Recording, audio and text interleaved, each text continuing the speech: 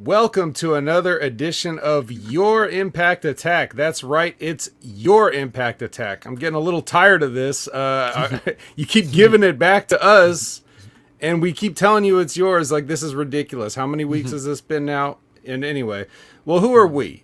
Well, I'm Jamie the Vet Williams, and with me, as always, is my tag team partner, Brandon. And I reach over for the tag, and there's the tag. Brandon, what's up? Not a whole lot, man. How are you doing today? I'm great because we also have with us a third man to make this a trios, and you may know this guy from the PWC where he talks about places that have trios championships such as AEW. Straight from the PWC, we have Chris Ams joining us once again. Chris, welcome. Thanks, guys. Thanks. Yeah, I'm super happy to be here. Like every other time I've been here, I'm looking forward to being both educated and entertained, just like everybody listening. So, thanks for That's having right. me. We like to do two birds with one stone type stuff around here, so we'll definitely be doing that. Yeah. One of the reasons that I decided to invite it was an inciting incident that I decided to invite good old Chris here back to the show, not only because he's a Canadian and Impact is a very Canadian leaning company. Like, that is always a good fit. And so you can never be surprised to see Chris's face joining to make us a trios team. But there has to be some inciting incident usually for me to think, oh yeah, I got to bring somebody on. And so I was listening to the great Wednesday night skirmish from the PWC, and I was just so excited to listen to this episode because, you know, with Jimmy T's and Chris's analysis, not so much Dr. Jeff, but mostly the other two guys, like, I always look forward to hearing what they have to say about certain talents and their opinions on how the show is going, because I follow along with AEW, even though I don't do a lot of reviews for AEW. So when it came time for Jay White to have a singles match on AEW Dynamite, I was like, oh, these guys are in for a treat. And then I proceeded to listen to what Chris had to say about the match. And he forgot to do one thing, which is he forgot to actually talk about what Jay White did in the match. So I decided I should either give him the public platform to either apologize for what he was saying. No, just kidding. You don't have to apologize for anything. Or either reevaluate or defend his comments, and so that's what he's doing here today. So I apologize, Brandon, if this is a little selfish of me to start off the show with this way. We've got one minor news tidbit to kind of talk about real briefly before we get into this average episode of Impact. But Chris, I'd like to hand the floor over to you and kind of you tell your side of the story of how we got here, and whatever you have to say after reevaluating the match in question. Okay, well, thank you very much, first of all, for using the word great to describe the skirmish. I appreciate that. I often say that the skirmish is your favorite podcaster's favorite podcast about AEW Dynamite. By that, I basically mean you and Big Ray, who both tell me how great the show is, and I love you guys. So if I'm not your favorite podcaster's favorite podcast, I'm at least my favorite podcaster's favorite podcast about AEW Dynamite. I will definitely not apologize for my opinion, but I will state I rewatched the match today so that it would be fresh in my mind. I don't remember saying that I didn't think that Jay White was good. I remember saying that I thought that going 10 minutes against someone who is the size and weight of my daughters isn't a good way to build a star.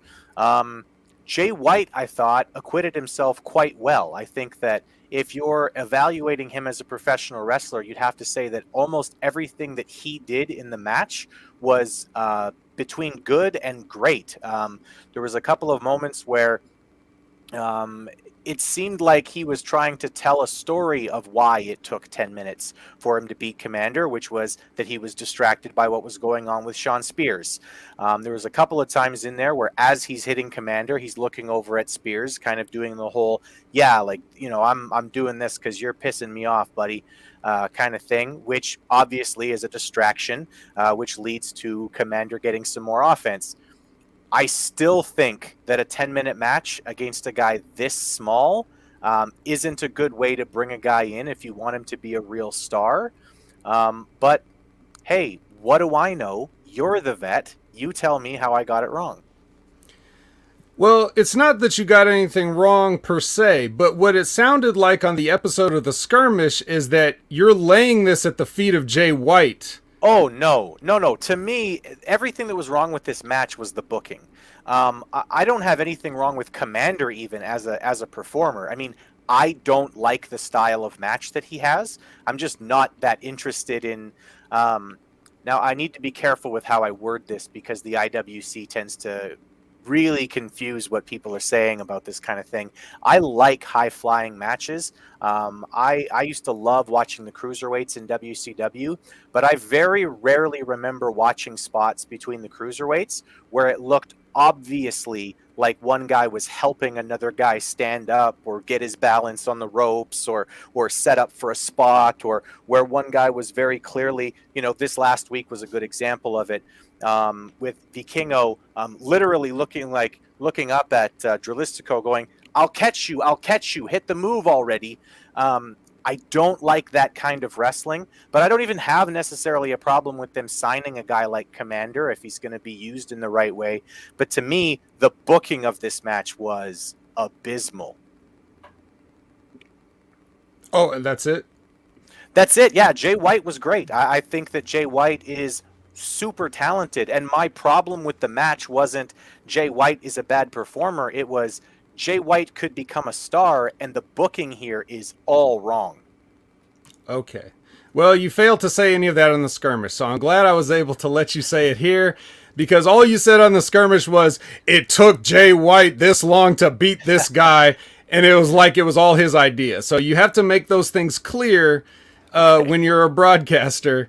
You must make sure to tell the right story, even if the company is not telling the right story. Now, while I will agree that it was an odd choice to put Commander with Jay White for no particular reason, I also think that if you were going to put him with anybody as an obvious showcase, he put him with the right guy. Now, in one thing that I think fans have to remember is, especially with these things, it doesn't seem like you need to remember it, but a lot of fans need to remember that a lot of times, okay, not almost all of the time, a wrestler shows up for work and he's given an assignment.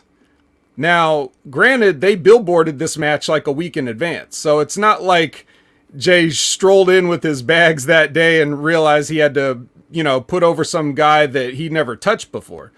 He had a week to find out that he had to put over some guy that he never touched before. Now, whether Tony was a genius for knowing that Jay was the right guy to showcase this guy who they obviously want to showcase because they have a working relationship with AAA and Conan this is one of his guys, and they're trying to have this kind of like, you know, it's like everybody's working together except the WWE type of thing in the wrestling business right now.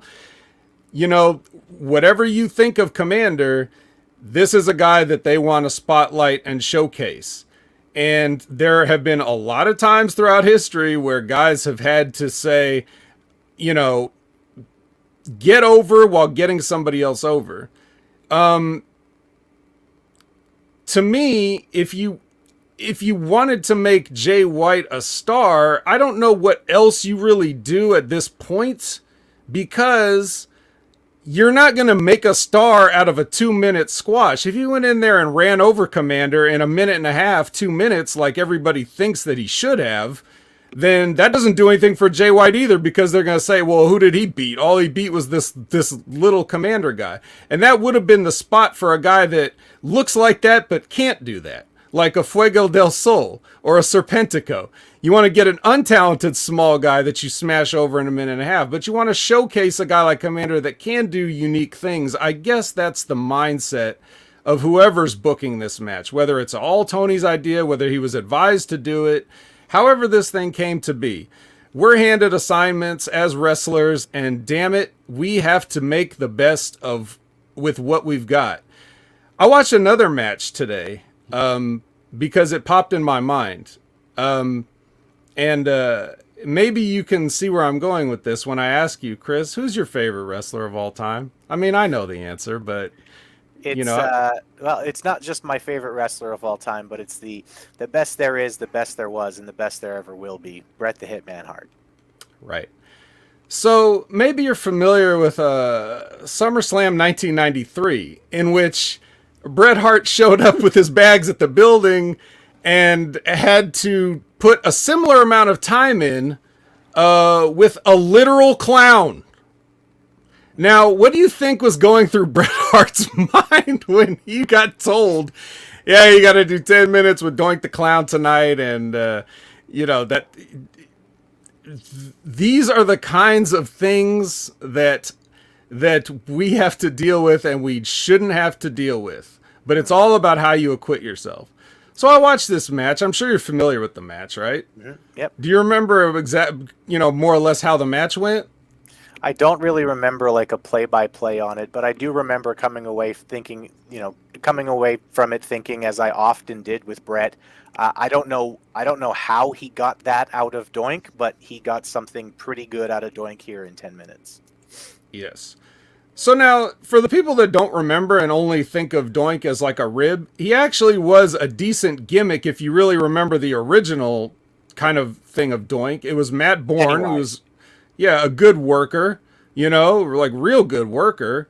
But he had that gimmick, and it was an okay gimmick, but still, like, there's no way you can slice it to where Bret Hart can point to a match he had with a clown and be proud of what he does for a living in that moment, right?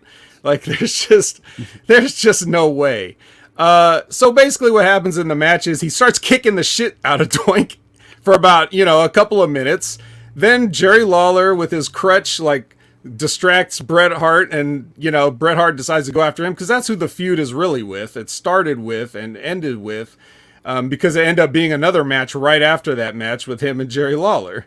So, but anyway, yeah. So the distraction causes Doink to get a little bit of heat. Doink gets a little bit of heat. Bret Hart sells, and then all of a sudden he's like, "Hey, wait a minute! This is a fucking clown!" And he starts his comeback, kicks the shit out of him, puts the sharpshooter on him, and then Jerry Lawler hits him with the crutch. So, more or less how it should have gone, for a main event person who was just the champion earlier in the year, won King of the Ring like a couple of months before or whatever. So he treated the clown like a clown. Yep. The idea with Jay White and Commander is, if Jay White's in the situation, which he could have just done what anybody else would have done, which is, okay, I'm going to do all this shit, and Commander can kick out, and Commander can do all this shit, and I can kick out, and then we can do an overbooked finish or whatever. Instead of doing that, Jay White went the play with your food route. Okay, he made it seem like I have no business being in this ring, just like Bret had no business being in the ring with a clown. He taunts the guy. He doesn't actually do anything in the match to where he's in any danger of losing, or even to the point where he's attempting to win the match, to the degree that he even shakes his hand at the beginning and then doesn't kick him right away. He's like, I don't even need to do any heel tactics to beat this child. And that's exactly what it is. And yet he still manages to showcase a lot of the things that make Commander what Commander is without compromising himself. I didn't struggle to beat Commander. It didn't take me 10 minutes to beat Commander. I took 10 minutes to beat Commander because this is my time on TV. So he did a lot of great things in that match. And one of my favorite things that he did, not to put too long of a conversation on this one point, because we can move on, but I don't know if you noticed, but like, what if you're tuning in to watch Commander and you only know one thing about Commander, what do you want to see Commander do? You want to see him walk on the ropes, right? What did Jay White do? If you see where I'm going with that. Well, he took it away at the beginning. He tried to do the rope walk. Jay White took it away. Good heel tactic there. You don't get to see what you came to see, and then eventually Commander was able to hit it afterwards. Right. He took it away twice. Yeah. One time, second time a little closer. Third time you finally get it. So even though this kid's getting his ass kicked for most of the time and he's going under, he's still got that one thing. And those are the kind of things that I don't know if honestly 99% of the roster would have been able to do that or think of that in that match. I don't even, at this point in his career, I don't even know if Danielson would have done it like that. But he's the only guy that I would think would know enough to know. Well, Punk would do it, I think. But probably, those two guys though, and look at who those two guys are. So I mean, when you're like me, and you're watching all this wrestling, it's like crawling through a desert. Like I'm starving, I'm dying of heat exhaustion, and the sun is beating down on me. And when I get to see a guy like Jay work, that's like an oasis for me. So I don't want it to be over in a minute and a half, 2 minutes. I want to sit down and I want to savor that meal because I don't know when I'm going to get it again. So like, I hope that some people appreciate that, going forward and can look at the other things like beside the booking and really appreciate that. Not just for Jay White, not just in AEW. If there's anybody that you like for reasons that you know why you like them, or even if you're not sure why you like them, really, that's the only way to enjoy pro wrestling these days, in my opinion, because no company's going to put on a good show top to bottom. Nobody has good booking. All you can do is just watch your favorites and try to appreciate them as much as you can a la carte. I say that all the time. And not just not good booking, but I think that they don't have good commentary either because, as you're explaining this match to me, I'm thinking, God, I wish Jamie was on commentary during this match. He would have explained all of this a lot better. He could have helped tell the story that was being told in the ring. Whereas, instead, they don't do that. They don't tell me that that's what's going on. And and I remember as a kid watching as JR gave commentary like that, right? Where he would say, "Oh, he's just playing with the poor kid, pin him already. Stop playing with your food," kind of thing. And those kinds of like little things that make pro wrestling from like kind of a fun thing, kind of a fun way to waste 2 hours to like what can be professional wrestling can be like top-notch storytelling. And I mean that. And I know I sound like an idiot when I say that to people,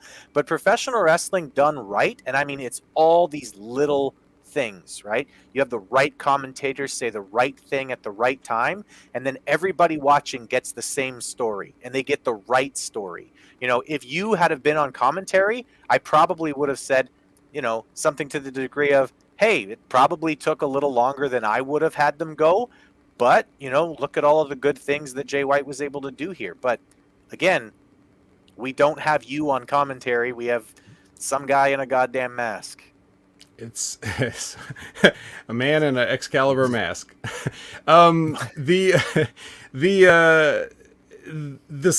It's just those little things. Like, it's the closest thing to a Bret Hart that we get is guys like Jay. So I just hope everybody really appreciates what he does. Although I know that everybody hasn't followed his career to the degree that I have.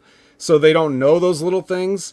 And they don't know that the character, it would make sense for his character, but he knows his character and he's going to do the right business with whatever creative control he has at his disposal to make himself look good and do his job, which is to showcase this guy. Now, I'm pretty sure they were going to sign Commander regardless, but they didn't not sign Commander after this match. So, I mean, there is that. But, to stick with Bret Hart, it could be a Tim McGee situation there, huh?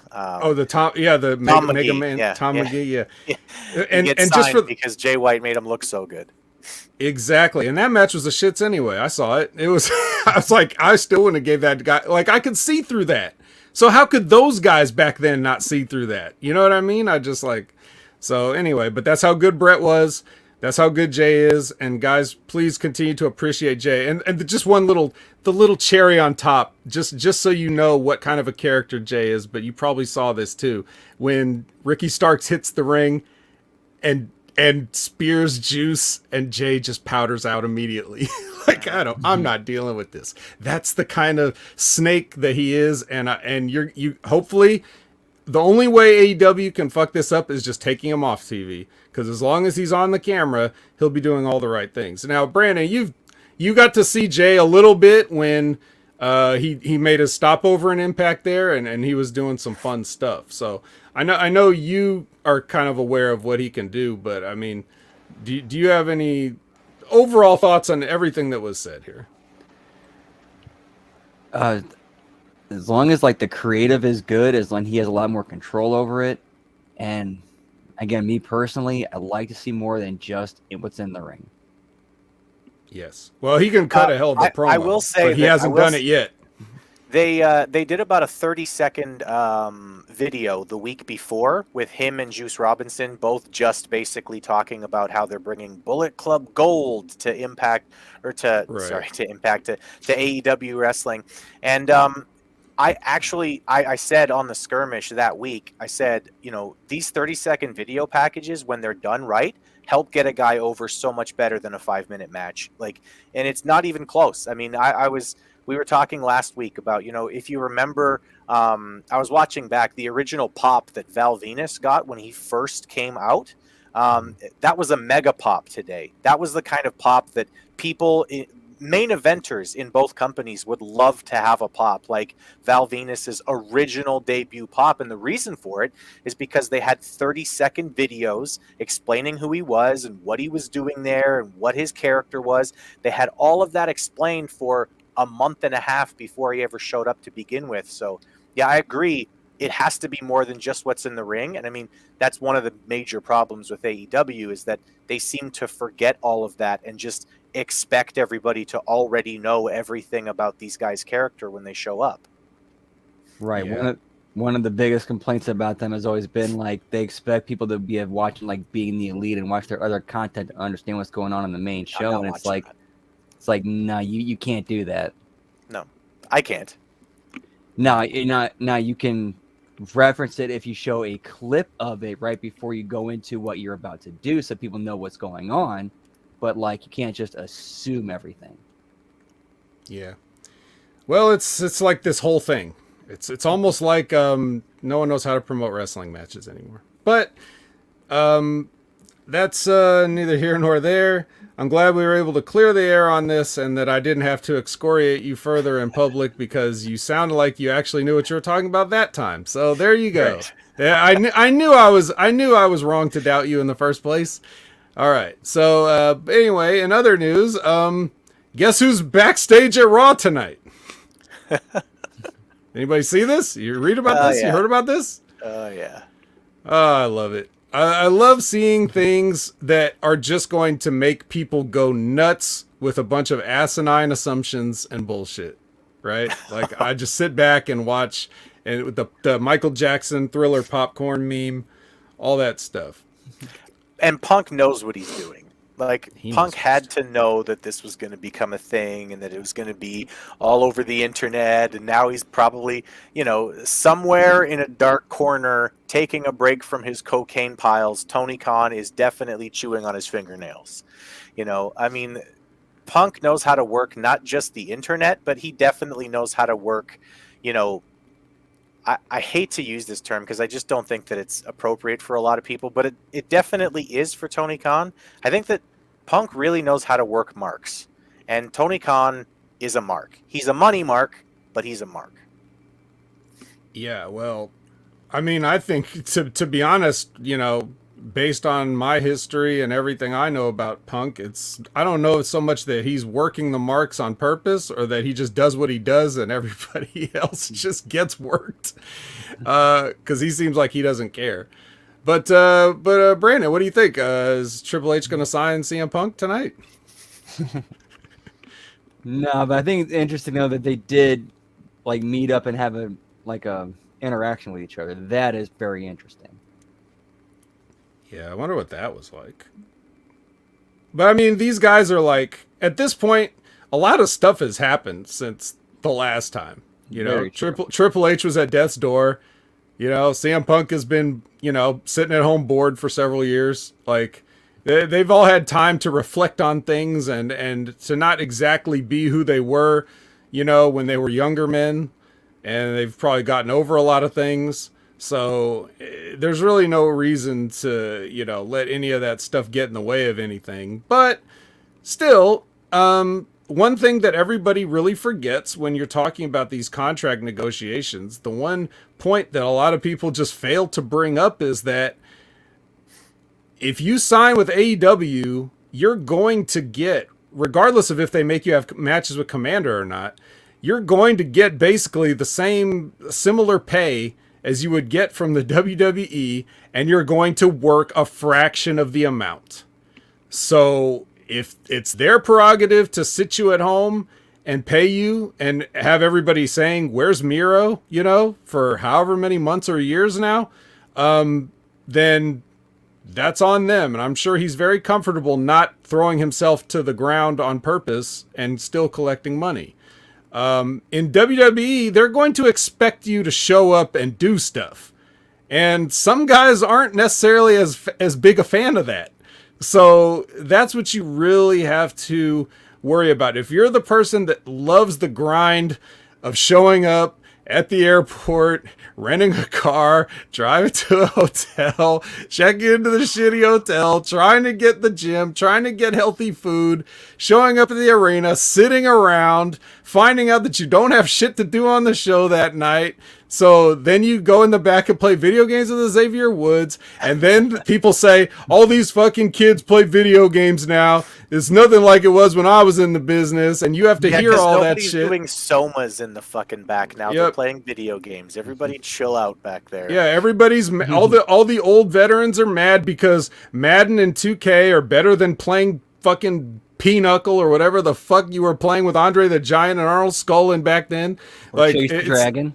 Yes, there's no, you know, it's just, do you want to, basically what I'm saying is, do you want to sign up for that? Or do you want to just go to AEW and, you know, maybe have a match with Commander sometimes? I think it depends on the person. It depends on how they're built.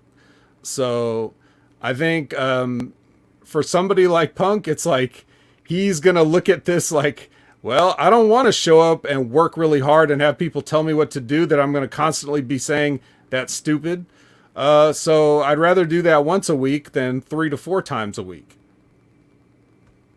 Yeah, well, and I think that also, you know, I think you hit the nail on the head pretty much, but I think that, like, the way that these companies market themselves is exactly what you have to look at if you're a professional, right? Do you like professional wrestling, or are you more into entertainment? And you know, one of these companies is going to give you way more opportunities in terms of getting into entertainment, in terms of getting seen, in terms of being famous, etc. And the other one's going to give you way more opportunities to be a good professional wrestler. So, yeah, and I mean, if I'm CM Punk, I'm listening to all of the chatter on the internet, right? Well, I mean, CM Punk might really not be because he's CM Punk. Probably not, yeah. But I mean, you know, we've heard that there's a possibility. There's a possibility that AEW might create a whole new show and put Punk on it, but there's also a possibility that they may look to completely buying CM Punk out.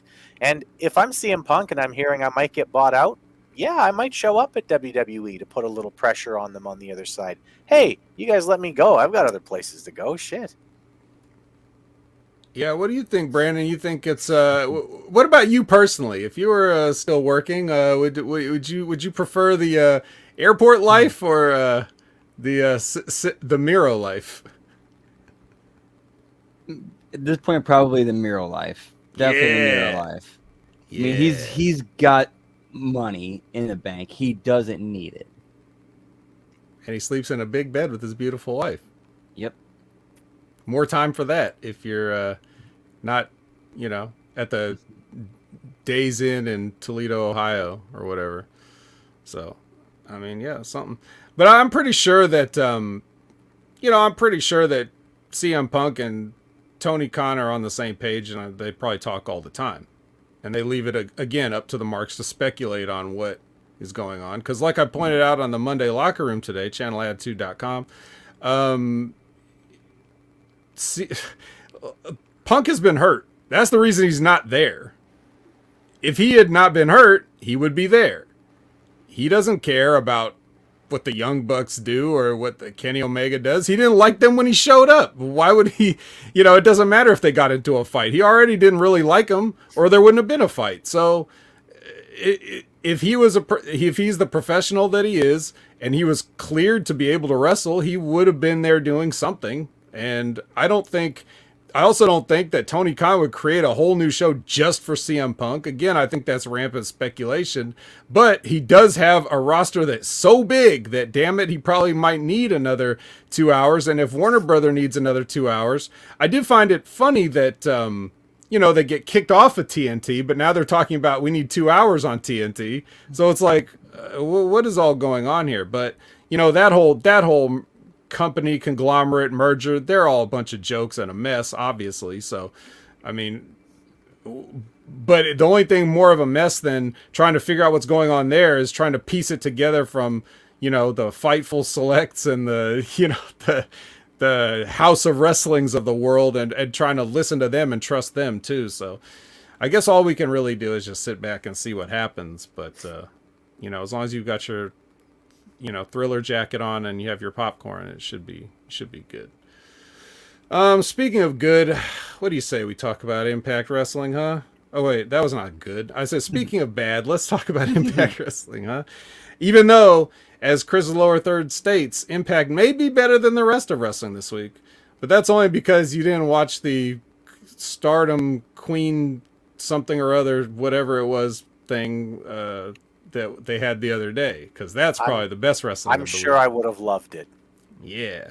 All right. So we're going to kick this episode of Impact off with a Rebellion recap. Now, Chris, you didn't watch Rebellion, right?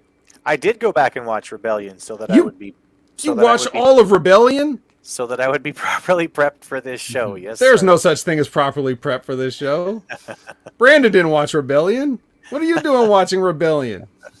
You son of a bitch. All right. Well, anyway, it's nice that you watch Rebellion. What were your takeaways from Rebellion?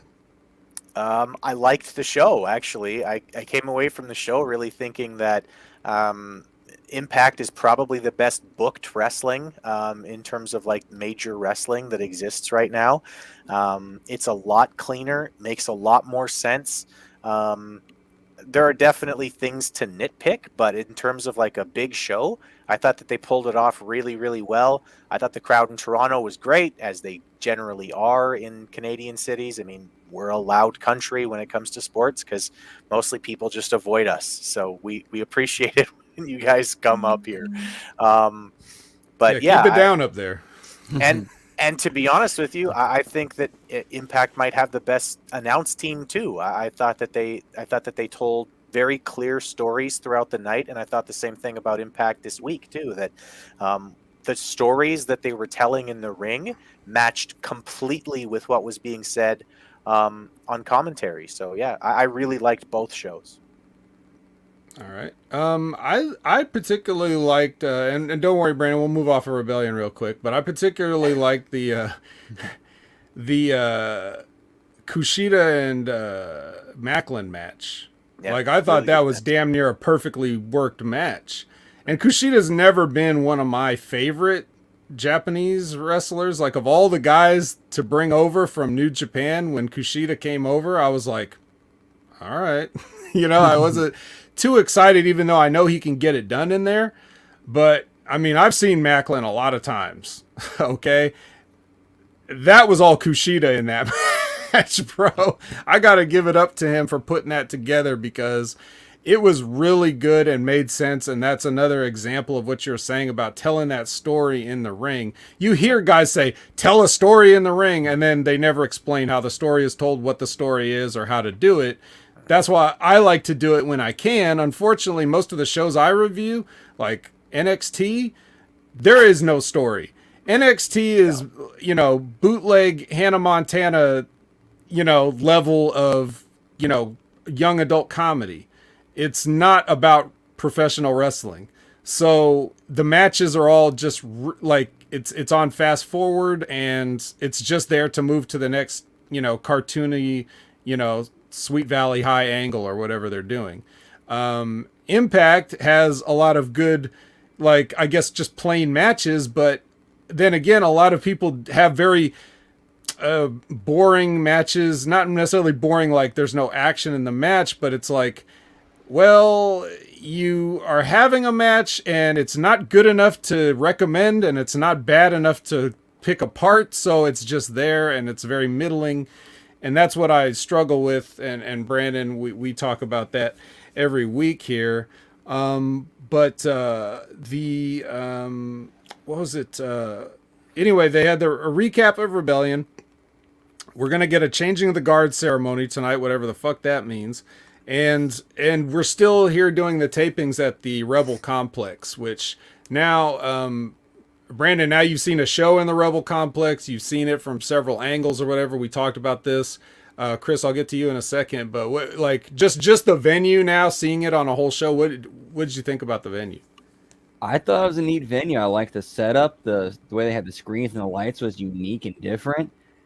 That place would look great packed and just filled up. That's just my opinion. Sure. Chris, have you been to the Rebel thing in Toronto? No. Contrary to what people may understand about Ontario, it is fucking huge, and I live on the complete opposite end of Ontario.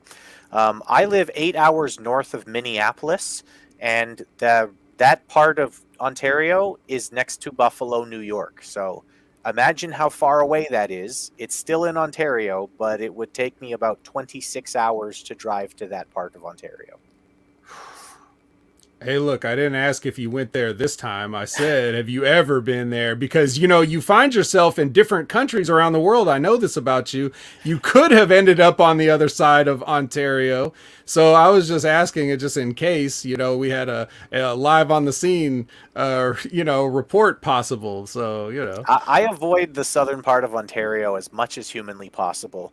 But in terms of the arena, we're definitely 2 for 2 on this. I love that arena. I mean, I've only seen it for Rebellion in this show, but it is very, very unique. It is something that you do not see, and it adds something to the show. I really like I said, I came away from that thinking, honestly hoping that honestly hoping that next year for the 2K game, those guys build something similar for a Create an Arena or something, because I loved it. I thought it was great. Put the dome pieces for the ceiling and everything in the creative mode. Follower Bear is asking me, what do I think about CM Punk at WWE? That's why you're late, pal. I already talked about it. But you can catch the replay, or you can go to channelattitude.com, of course, to see my thoughts on that. So yeah, cool complex. I like it. I still like it here at this taping, and I thought it was cool on the pay-per-view. So nice look. It reminds me of, we had these theaters in my neighborhood called the Cinedome theaters, and the room had those, each theater room had those domed, those high domed roof. So it just, even if you're not looking directly up, you still get a sense of the curvature of the ceiling and everything like that. So it just looks kind of cool and different. But we're kicking this episode off with a match like we usually do. If you notice the format, there's a pattern here. Cold match to start. And that's going to be a 6-man tag, with a Time Machine, versus Octoball Tray. And, I wanted to notice, that, John Gresham has his cool robe again. I mean, he's been just coming out with a plain ass t-shirt, and he even did that on a pay-per-view. And I was like, excuse me, Mr. Octopus, where are your robes and ornate mask and flag and other things on this pay-per-view, as you come out in a fucking t-shirt like every other? It just looks like you forgot your pants because you wear those little trunks and everything like that. So maybe get the robe back, but here it is. He's got a robe. And then I'm looking at this and I'm going, Trey Miguel is Ricochet. He's just Ricochet. And I don't mean that as an insult in the sense of well, he just looks similar, so he can't really help it. I'm talking about when he gets in there and does that pose where he pulls the hood back and stands on the buckle with the belt and everything. I'm like, that is Ricochet's, that's his thing. He does that. Can you not? I was thinking. And unless he's doing like a new gimmick or he's getting ready to start a new gimmick, he needs to shave that patch of back hair in between his shoulder blades because that's gross. Just randomly hairless except for one patch in the middle of the back. Like, what gimmick could that be, Brandon? What do you think he's trying to get going there? I don't know, some hipster patch. Hipster? It's like a soul patch, but on your upper back. Can't say it's been done before. So yeah, Like, you know, like there's a weird hair, like facial hairstyle, like hipsters. Maybe he's doing that on his back. That's how he convinces people that he's not just aping Ricochet's gimmick. He's like, no, Ricochet doesn't have this patch on his back. Fuck you guys. he doesn't have regular hair and back hair. He doesn't have either Fuck one you. of those Fuck things. you guys. Now play my music. One and only. Yeah. So there you go. But yeah, so you know, Brandon, I'll kick it to you first. Any of your impressions about this whole thing? This ordeal goes a while, which I was already smartened up about from our own Lizbeth. Sorry we didn't acknowledge you guys, but I was too hot to get into talking about Jay White. So you know, you'll have to be acknowledged at a later date. But yeah, you know, go ahead and kind of fill us in on your thoughts on this whole opening contest. Oh man, I just don't understand why. This match could have gone half as long and even a couple minutes shaved off, like 10 minutes. This went close to like 25, and you could have got the same thing across and devoted more of that time to other people who are having trouble getting on the show, or giving more time to your champions, more time to Moose. Yeah, I mean, like, where was Giselle at? Where was Tasha at? Good point. Killer Kelly, Bully. They were taped for different segments that'll air next week. Probably. Masha, Jordan. Yep. We know we're getting them next week. So. Yeah. Anything else? And then there's a spot where it looked great where Sabin kicked Speedball right in the face, like just right in the corner, and then like 5 seconds later, Speedball's on top. Like, way to completely shit on that. Well, you know, he's So that's how Speedball. they- He's that's how- fast. He doesn't have time to Right. sell or other things, right? And that's how we know that's how these matches go. Yeah, especially. I was surprised it didn't go as much like that this time, because even though there was things like that, less than you usually see in a Machine Guns match.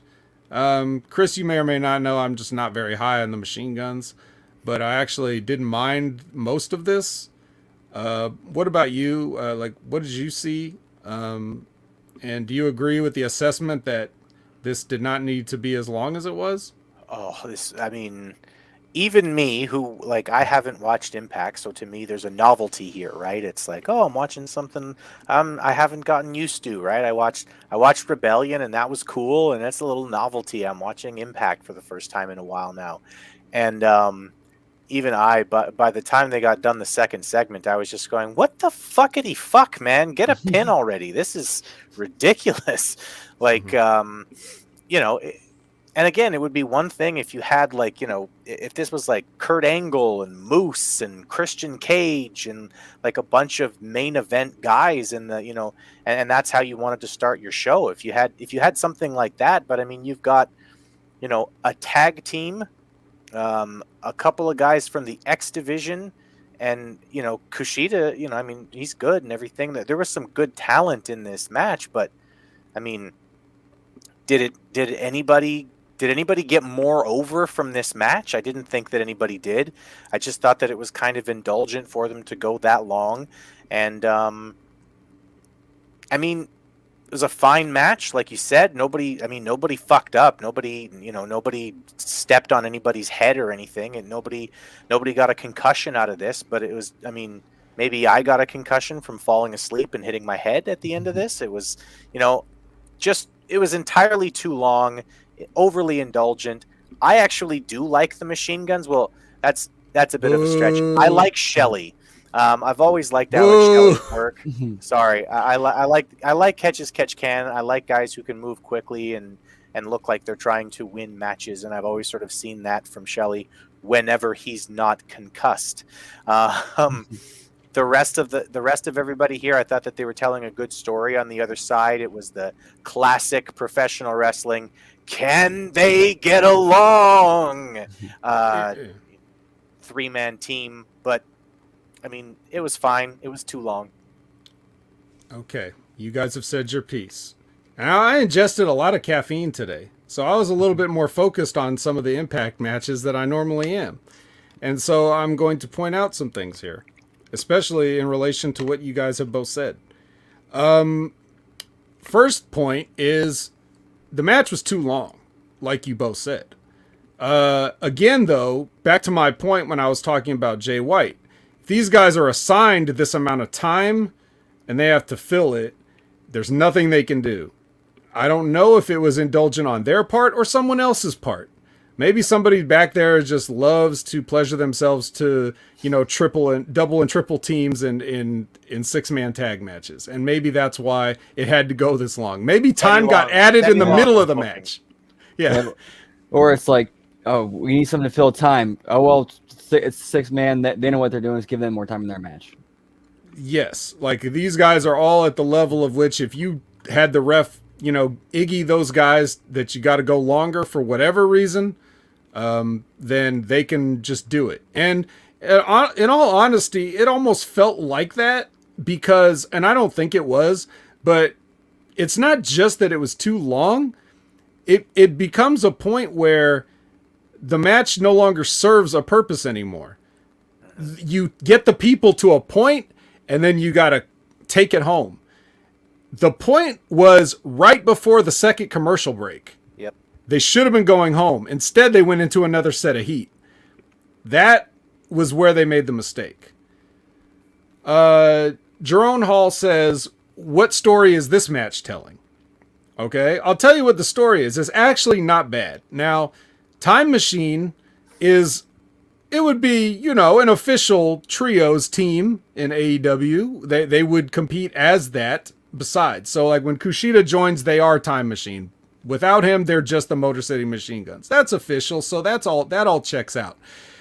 The other side of the match is intriguing because Speedball and Gresham have a babyface friendly rivalry going where they've each split a pair of matches, and Trey Miguel has cost them a decision in the third match because he jumped them in the match and got the match thrown out. So now they're sitting at 1-1, but they're both contending for that X Division title, which he has. So you can see how if that really happened in real life, a booker would be tempted to say, well, what if we do this? And put them in there. So the story of the match is, like you said, Chris, are they going to be able to coexist? Two baby faces and a heel that also have, a actual sports reason for, being together. So that was good. And for the most part, they played that up. And I like that. And also for the most part, the Motor City Machine Guns were tagging. Normally, they just feel like they can get in and do whatever they want whenever they want. It's basically, CMLL or AAA whenever the Motor City Machine Guns. Or AEW. Or AEW, which that's where they get it from. But like they even did a cool, like they set up a cool triple team spot where it was supposed to be Sabin that drop kicks, the guy in the clutch or whatever, while they both got him in a hold or whatever. But he just had to run the ropes like 10 times or whatever it was just to make it extra phony, So like even when they do something right, there's something wrong about it that you can nitpick and take apart. I also noticed from a production standpoint, when they did a picture-in-picture, they had a weird time code pop up in the actual live window, where it was saying that the timing was like at an hour and however many minutes and however many seconds and however many milliseconds. So like you could see that they had been recording that long when they got to this match, which only lasted about 15 to 20 somewhere in between 15 and 20 minutes. So it's an interesting, little gaff that shows you like the fact that these are all taped like in advance and then edited later, and we have no idea what order or whatever it was. So I just noticed that. I thought that was kind of weird. Trey Miguel tagged with his feet off the apron, which I know nobody gives a shit about tag team rules or wrestling or anything anymore. But if you have your feet off, yeah, well, Chris does, and no one else. But maybe Brandon cares. But and anybody listening that cares, you all care. But anybody else that's outside of the earshot of my voice, you don't care, and you're part of the problem. Until you listen to this back on Channel Attitude, and then you do care. But the point is, he had his feet on the bottom rope, and he reached over to make the tag, and the referee allowed it. He's even bothering to hold the tag rope, so it's kind of like, why do you even care about any of this? But you shouldn't do that. And then let's see what happens at the finish. Who else would win this match but 1998 Goldberg? And with a cradle, with the cradle shock, a simple cradle shock after all the crazy shit you saw throughout the rest of the match. Yep, on the champion too. Just to make extra sure. Like, yep, that's right. I'm Goldberg 98. Nobody's beating me. I'm Chris Sabin. That's what we do here, and I wouldn't have it any other way. Could this match have closed the show? Probably, with the length that it was. It probably should have been a main event. Maybe they didn't give it to it because it was cold and not really, built up too much. So, that was, that's what I thought about it. But even with all the stuff that we said, not really as bad as I would have expected it to be. So anyway, Santino's with Gia and no music underneath. She's asking, will there be more in-ring appearances for Santino? And then Delicia, as Santino calls her, interrupts this. And she has a match now because he gives her one. Then Swinger and Zicky interrupt. They say they've got some kind of luchador, if I remember correctly, that Swinger's going to face. It's probably going to be Zicky in a mask. And then Santino says he feels like a zookeeper. Brandon, what do you think of the zoo that they got running up here in the Rebel Entertainment Complex in Toronto, Ontario, Canada? It needs more moose in the zoo. Ooh, well, I've got just the thing for later. Canada. That's right. Right, exactly. No excuses. Mm-hmm. Right. Now, where does the moose sit on the national animal list of Canada, Chris? Or do they break that up by province too? Like, well, the moose is the No, I don't. Alberta. That's the Alberta animal. We don't, how do they do it? I don't think we have provincial animals. I know that there are specific birds per province, but I have no idea what those are. I would say that the moose is probably the second most famous Canadian symbol in terms of animals, next to the beaver, because we all love beaver. The beaver, sorry. We all love the beaver. So, but other than that, yeah, the moose is probably our number two, which is, pretty good. So yeah. Anybody else have any other comments on this little backstage thing? Santino Gold as always. They need to do something to advance the Zicky Swinger thing with the 50 wins. Like maybe actually give Swinger a fluke win. Well, if it is Zicky, like I said, it won't be a fluke. I suppose I could look up the taping spoilers and find out, but I prefer to be surprised. Chris, anything? Yeah, I really liked this a lot. I think that the last time I was on the show with you, it didn't quite click for me exactly what was going on with Santino, and I gotta say with this little backstage thing here, it clicked for me, and I was sitting there. I'm not gonna lie and say I was laughing, because nobody sits by themselves and laughs at anything, but I definitely exhaled through my nose a couple of times. I was thoroughly entertained by Santino in this. He's so fucking good. It was like trying to get through a match with him, like when he's in the ring, because he doesn't stop doing stuff like that. Like he will say shit in the match that will make you crack, So you got to really be careful with him. But yeah. Like the bit with Gio where she asked him, "Does she really have a match right now?" She does now. Yeah, she does now. Yeah, just so good. Santino's so underrated. But yeah, next we get a, well, I wrote it, at first I wrote it down, sepia toned Deonna vignette, but it's actually, after listening to what she was saying, I guess it's more like a gilded vignette of Deonna Purrazzo here. The new age of the Virtuosa. So, Chris, what do you think of the new age of the Virtuosa? You saw her match at Rebellion, I presume, so. Yep. She's excellent. I think that she's got to be one of the top 5 or 6 women pro wrestlers in the world right now. I thought that her match at the pay-per-view was pretty good. You know, I as far as this package went, it was just kind of blah. It was just very, you know, I've seen Triple H do this for the last 30 years. You know, I'm going to be the most prestigious champion who's ever, whatever. I can't even remember the verbiage because it's like, it's just so samey for other, you know, moderate heel performers. But as far as her wrestling, she's great and she gets her story across, I think, pretty well. I'd like to see her do something different, something a little new, but as far as what she's doing, she's great at it. So, yeah, what do you think? Yeah, what do you think, Brandon? What could something new for Deonna be? Like, what could she do to change it up? I'm actually glad you brought that up because there's a kind of a connection on this show with something that happens later, which talks about a new age. Who else talked about a new age on this show? That's right. Oh, you didn't know? Not that new age. No. Yeah, thank God. All right. Well, we get Lish is ready for her match very quickly. She's taking on. Speaking of Triple H, she's taking on Terra Rising. Now we've already seen her once, Chris, but dude, this is probably the first time you're seeing it. So, did that pop you when you saw that? I might have actually laughed out loud at that when they came to her and I saw it. All by yourself?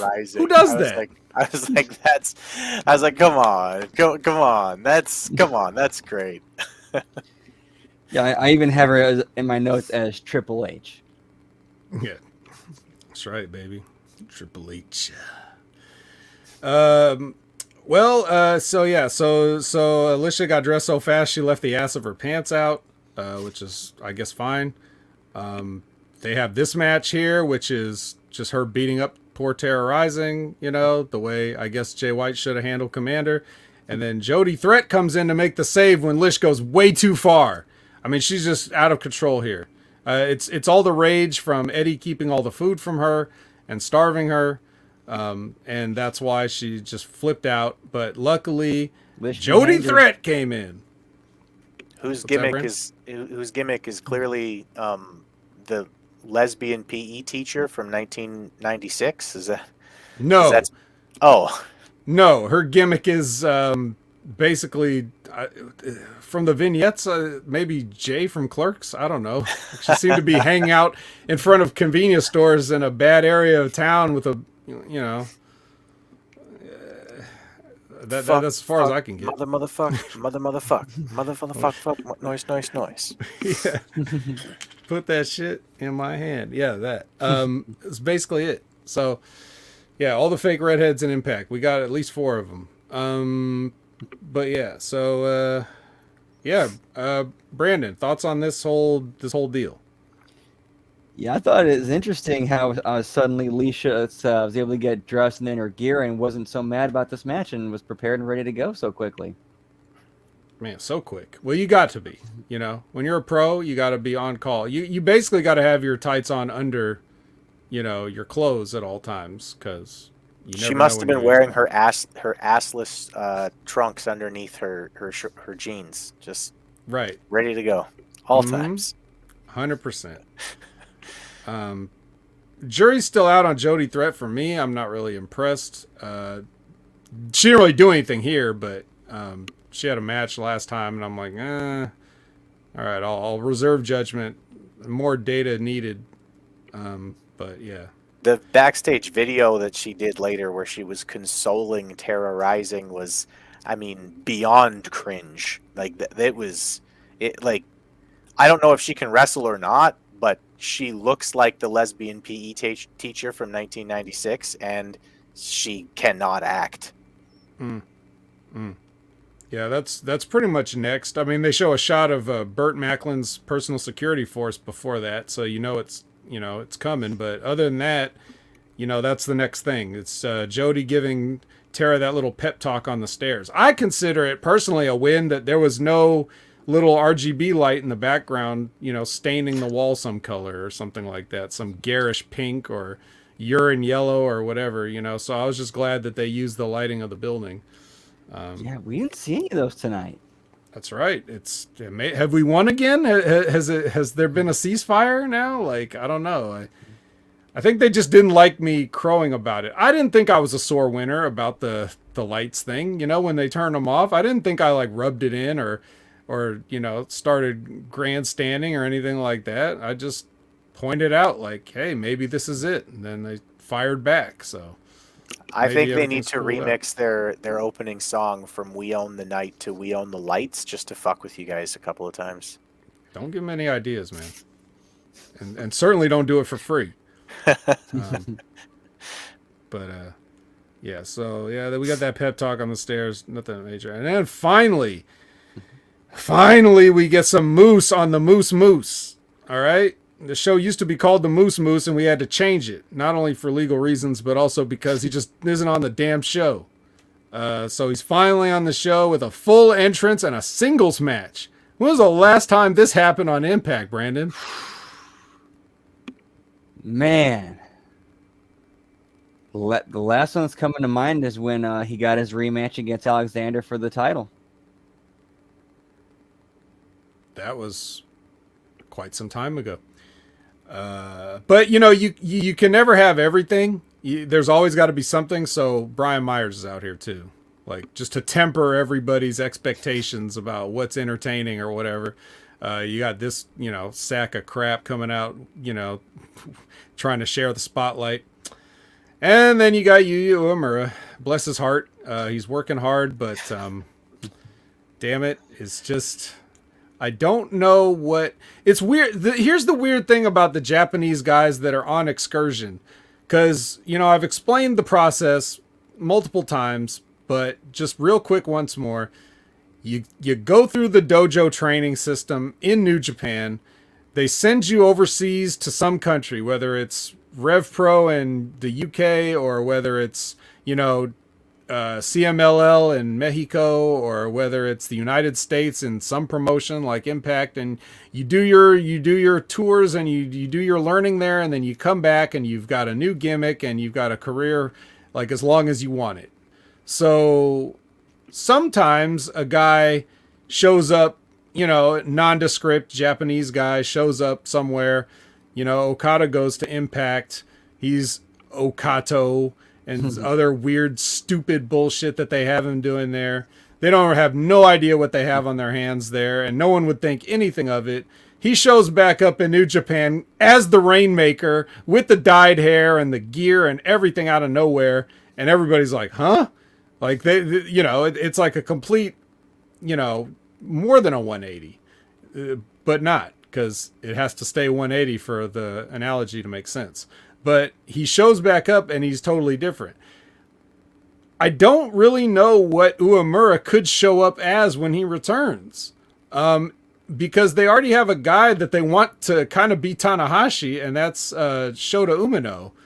And he's kind of doing like a Jon Moxley / Hiroshi Tanahashi combo, which doesn't make any sense, but he's trying to do it. So for the guys with their hair, with the long, dyed hair or whatever, like it seems like Uemura is like the backup plan or something. That's kind of what it looks like. So I don't know. But in this match in particular, I had a lot of little nitpicks. some of which editing would fix, and others which it wouldn't. For example, Moose did this a couple of times, and somebody else did it later, and I'll point it out when it happens again. But they do this thing, and Brandon, you probably seen this a lot on like in your time. You may have seen people do this in all your time watching, but like they'll give somebody an Irish whip to the ropes, and they'll like just like look away, like they'll just be like, ugh. Like, oh, just get off me and I don't care what happens after that. Like, it's like, you know, not that you're trying to set up your next offensive move, not that you're trying to put them in a position in which they're not going to be able to do what they want to do. It's just like, just go to the ropes.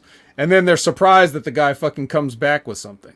You know, that's not the way to do that.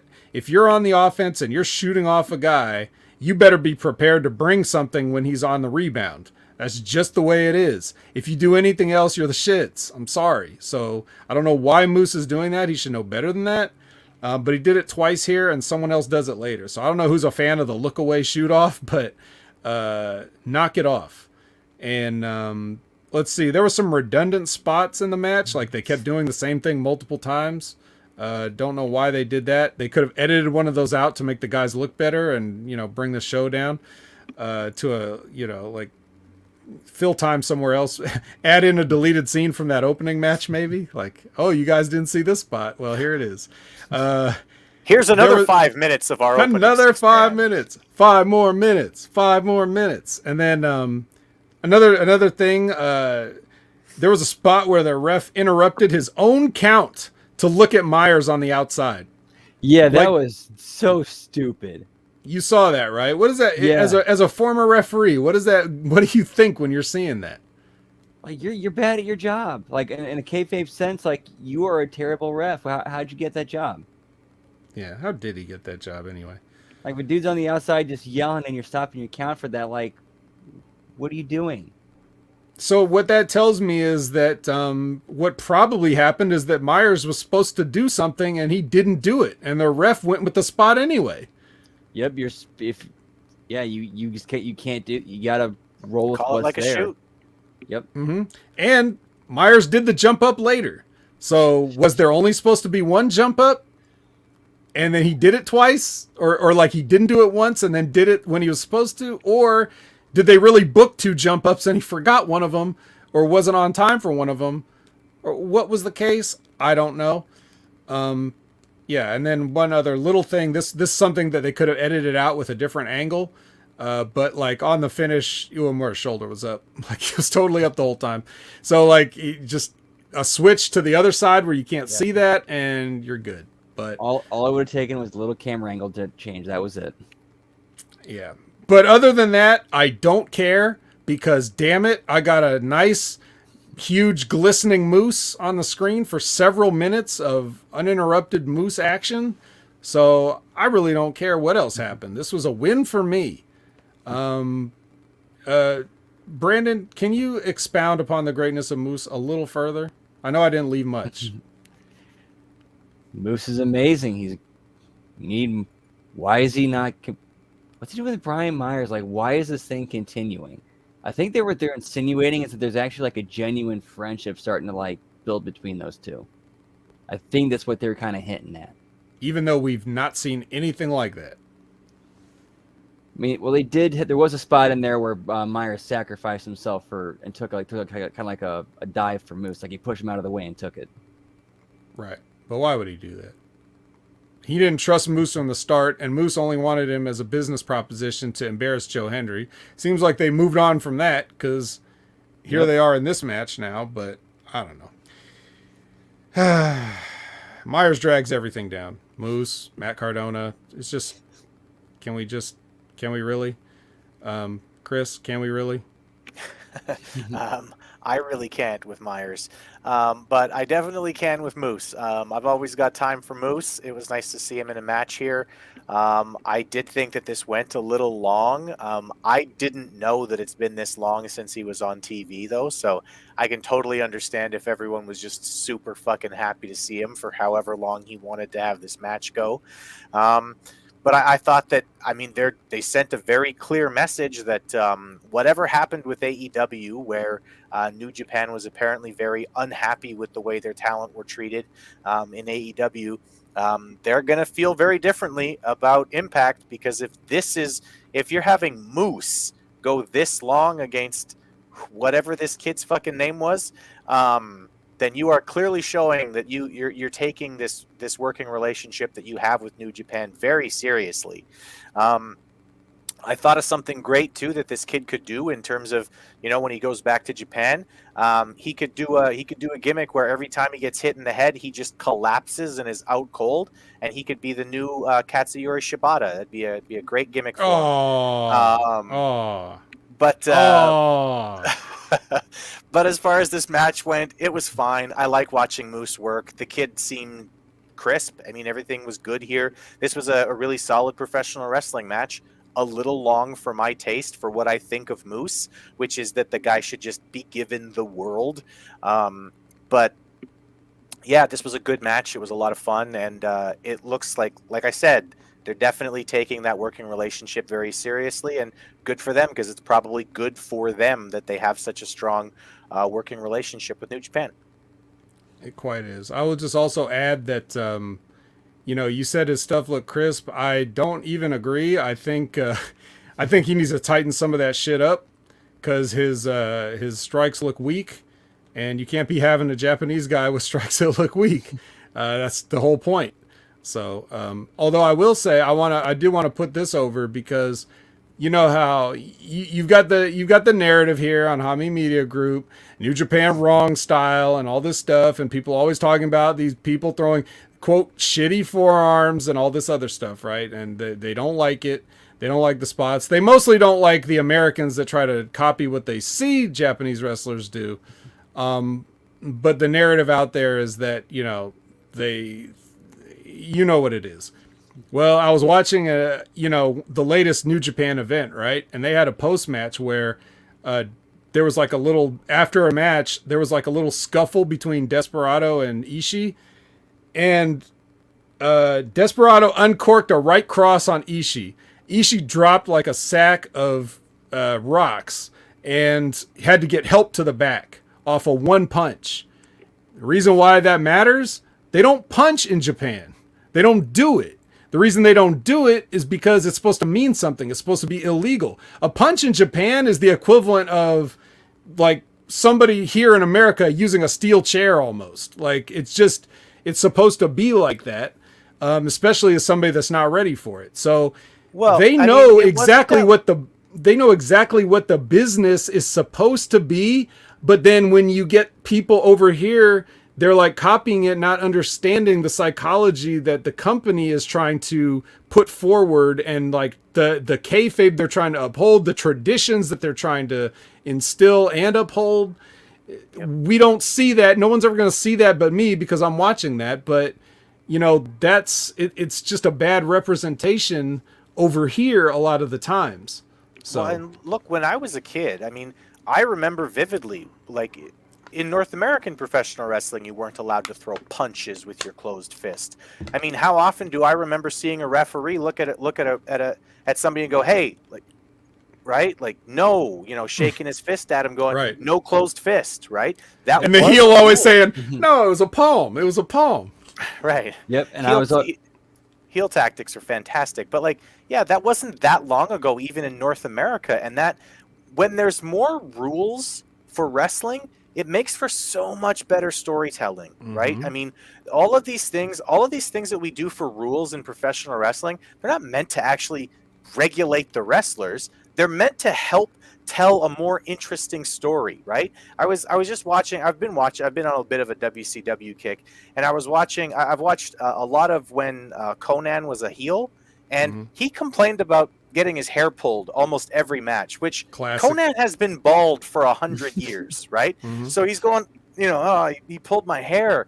And the reaction that he would get when he would do that was like, see, this is why we have rules in pro wrestling, so that people can take advantage of these things. And I mean, we were talking about the guy not having his feet on the floor when he tagged, right? And how it's important because it tells a story, right? And another thing is the tag ropes. And I was watching just a quick little clip on YouTube today, actually, about some of Eddie Guerrero's best moments, right? And there was one where he untied the tag rope from the corner, and then he pulled it to the center of the ring, and he was hanging onto it with his hand hanging over. Like, I'm still hanging onto the damn rope, right? And the ref comes over, and he's like, no, that needs to be in the corner. And Eddie's like, but I have the rope. Like, these things help to tell so much better stories in professional wrestling, and that is my problem with extreme wrestling. That is my problem with no DQ everything, right? This is why I honestly thought that ECW, while it was great for its time, it was destined to oversaturate itself. And the reason for it is because you take away so many storytelling options when you have no rules, right? Then who's a heel? Who's a face? And how do you really tell that in most of professional wrestling if you don't have somebody cheating to win, right? So anyway, I'll shut up now and I'll let the actual referee say what he was going to say. There's remember there's a time when we had to change the finish of the match on the fly because it's supposed to be a roll up. Well, they ended up in the middle of the ropes, and it's like, I can't count that. You got to do something else. Yep. I mean, that's what you do. And if you know how to work, you can do that. If these guys knew how to work, they could do that. That's what working is. Meltzer thinks working is doing a lot of things, but it's actually doing less things. So that's fine.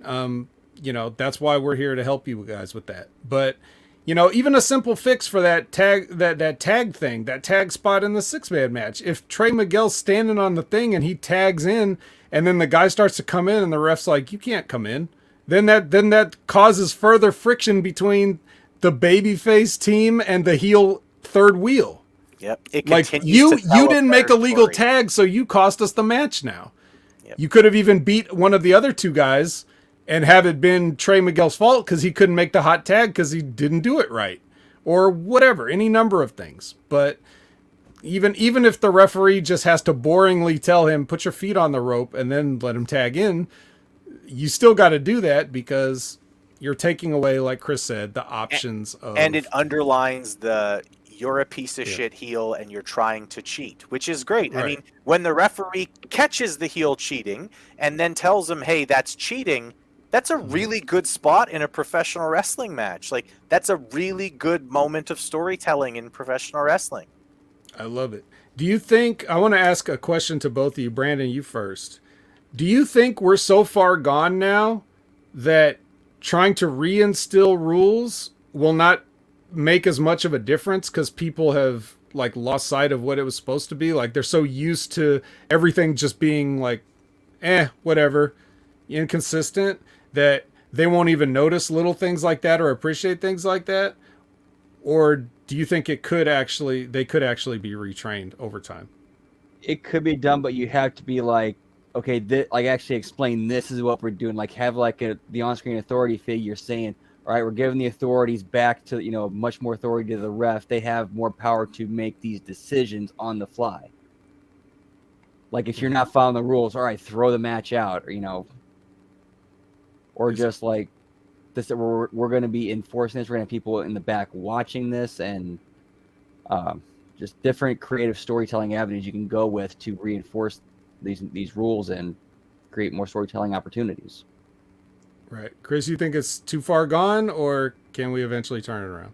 No, not at all. Actually, I think the very opposite. I think that if you had a well-produced, well-funded professional wrestling company where they focused on the rules, where they really got back to that kind of thing, I think that it would get over like gangbusters. And I really mean that. I think that you would see way more people be way more interested in a brand of professional wrestling that came across like people competing to win a match rather than people helping each other doing fun spots on the ropes or whatever. I as far as like this idea of the second show or the Saturday show from AEW, I have said since this became a talking point that I would love to see it, provided that they got somebody in to book who knew how to use guys like FTR and CM Punk and Miro, right? Orange Cassidy.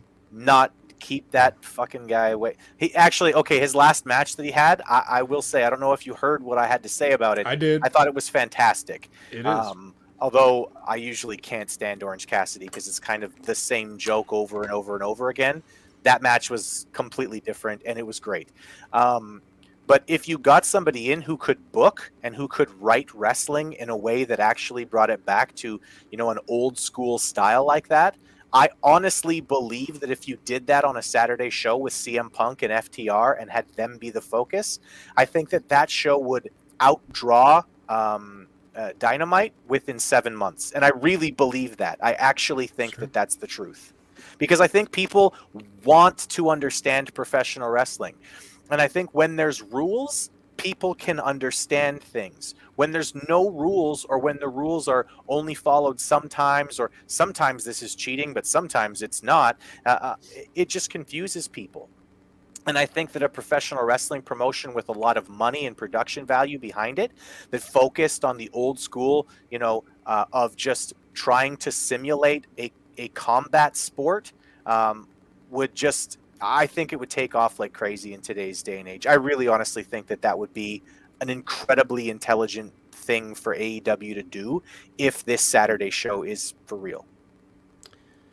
You know, I don't know how popular this would have been, but I thought when Ring of Honor was doing TV during the lockdown, I thought they had the best weekly show in terms of what I wanted from a pro wrestling show.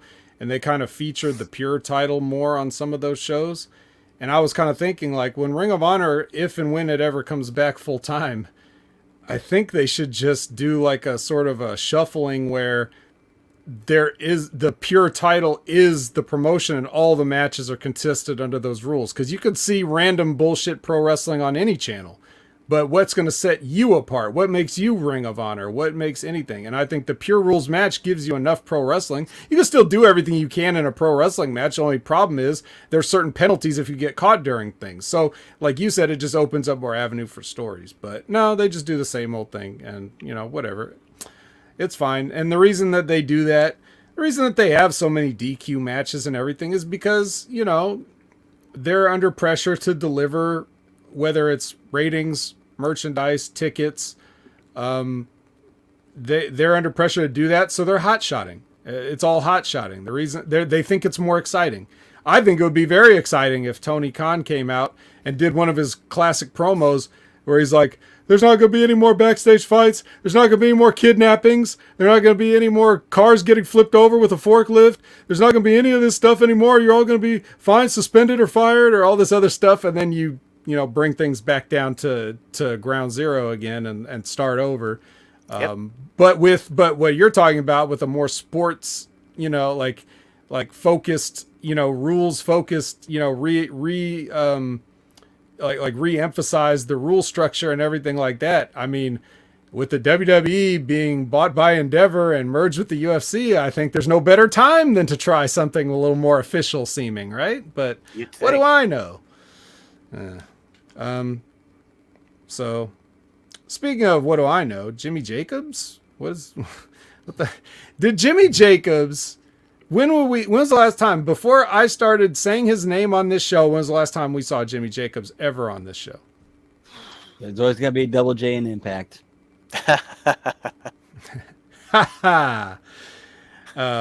Ain't he great? Yeah. Yeah. All of a sudden I start throwing Jimmy Jacobs around on the Impact Attack, and lo and behold, he shows up. And he's here to welcome Nick Aldis for an interview. And, I thought that, he kind of oversold the Impact title as the recognized symbol of excellence, but other than that, pretty good. Chris, pretty good. I mean, Nick Aldis is a national treasure. He's great. He really is fantastic.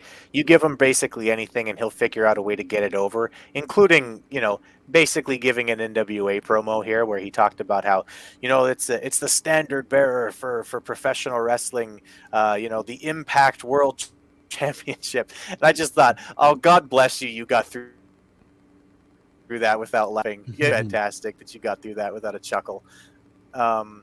Yeah, Nick Aldis is great. This was fine. This was better than most people could have got this same verbiage over. Put it that way. He's still NWA. Like, he's not only NWA that he was just in, he's NWA that was in the 80s and the 70s. Like, he's still doing the, you hear him say things that you would imagine. I could hear Dusty Rhodes saying that, and I think Nick Aldis did, and that's why he likes to say it too. So, like, but Brandon, what do you think about the National Treasure? No, it's good to see him bring this gimmick to Impact. I mean, and him kind of recap his history with the company, and the fact he even brought up his gladiator gimmick from when he first started. That horrible gimmick. Yep.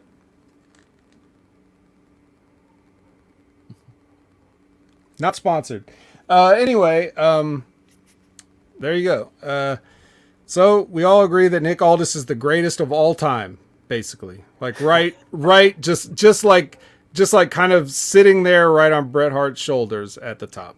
It goes Bret Hart, Nick Aldis, everybody else. Yeah. Orange Cassidy, Jay White. Oh, All right. Yeah, your words. Hey, I love Orange. He can go. But you know who else can go? Frankie Kazarian. Because he's going to go against two dudes. The Good Hands. The guys with the business exposing tag team name. And the business exposing tag team handshake. Here's the ironic thing about this, guys. Frankie Kazarian is what you actually call a good hand.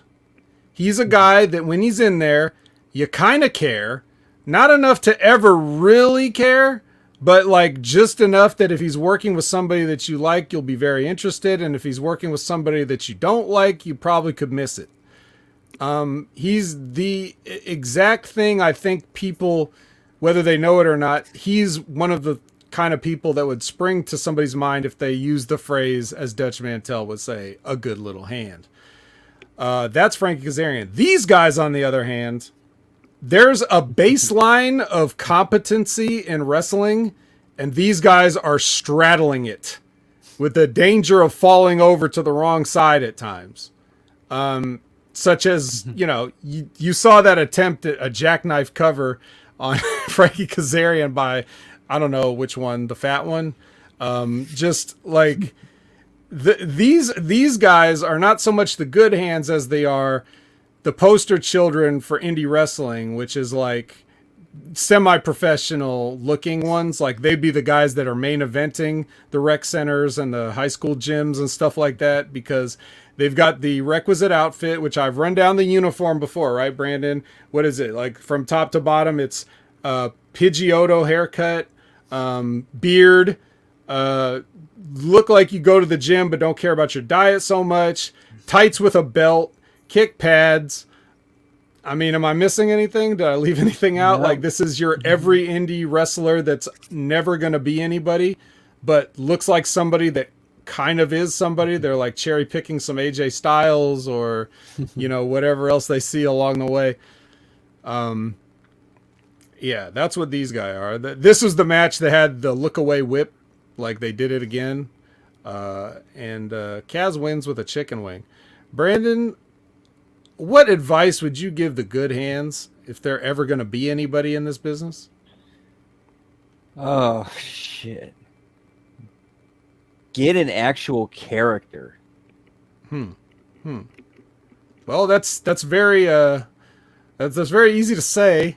It's not so easy to do, apparently. I remember hearing, like, you know, on one of the Lions, Tigers, Bears, and Heads, I remember a while ago. I don't remember the specific thing that they were talking about, but Al Snow was like talking about what somebody wasn't doing as a wrestler, and he then brought up an example using like Hulk Hogan and, you know, all this other stuff. And I was just like, so wait, your advice is be Hulk Hogan?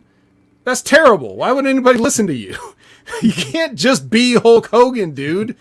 Like, I understand that, you know, everybody has their different skill sets. You have to figure out what makes you somebody that people would want to pay to see. If you can't figure that out, it may be time to put on the referee shirt and stop working out. At least have enough respect for the business to know that. or stick to the rec centers. Now, granted, I don't begrudge anybody trying to make any kind of living in the professional wrestling business at all. I know it sounds like I do sometimes. Most of that is for your entertainment, to give you guys a laugh.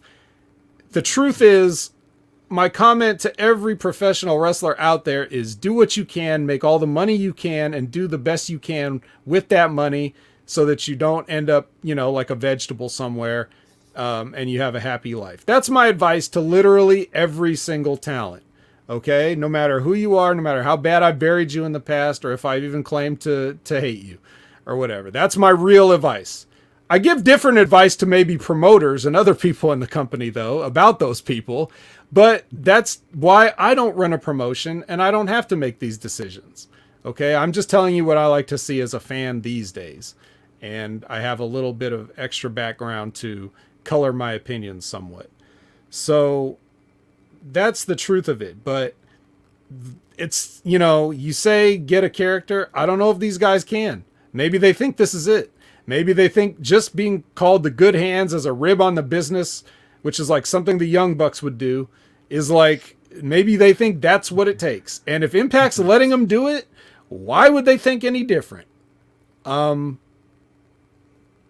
don't know. But that's what I think. Do you have anything else, Brandon, to add on this general whole segment or these guys? Oh. That promo they cut on the way to the ring, like, was didn't make any sense. Like, you built this? No, what? No, you haven't even been here a year. You ain't built shit. They haven't, but they're good hands though, and they do the little soft handshake. You get that reference, Chris? The soft handshake? You do, right? Yep. Okay. Mm-hmm.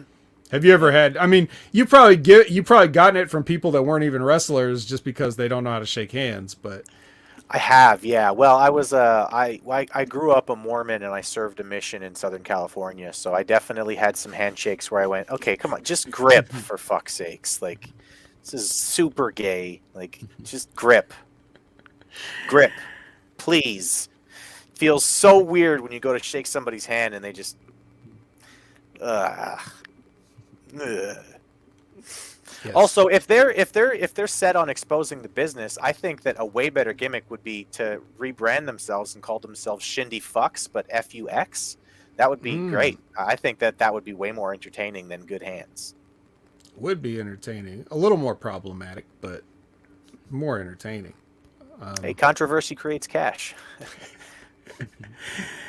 Well, I mean, I don't know if they're going to be back and better than ever, but what do you think, Chris? What do you think of this whole the Frankie beats both these guys in a handicap match? Which, yes, fine, I like it. Whatever these guys. But I mean, you can elaborate however you feel. Frankie's great. It's always good to see Frankie Kazarian work. He's a good little hand. Yeah, even at this age, he still moves way better than most people in professional wrestling. He gets it. He knows what he's doing in the ring in terms of he's not just doing moves. He knows what moves to do when and what can tell what story. Love Frankie Kazarian in terms of his in-ring talent.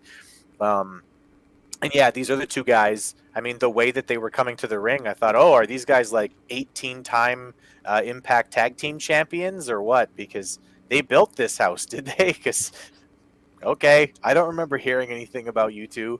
Well, I mean, just real quick on that note, because you guys both talked about it, but if I could forgive them anything, it would be that, because what should a heel do but say a bunch of stuff that's not true, and that's how they get their heat. It's not enough, but it is at least a little something, but still.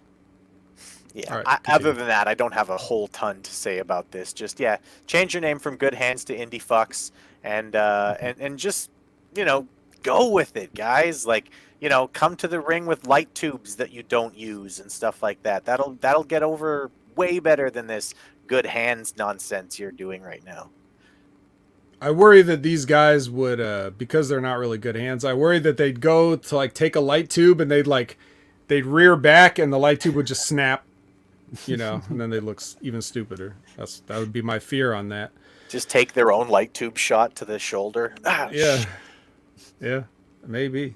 It's Maybe possible. maybe one of them can learn how to throw fire. That was another shindy thing we saw this week from professional wrestling. The guy blowing fire and then setting his face on fire. That's great.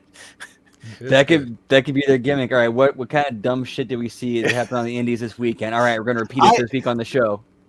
I love, honestly, like when they first started QTV on AEW, that's what they did. They did like the, oh, did you see this funny thing, like sort of thing on, and I thought, oh man, if they lean into this, QTV could be my favorite fucking thing of any professional wrestling promotion ever. If they just lean right into, hey, this was stupid from wrestling Twitter this week, but of course they didn't do that because that was way too clever.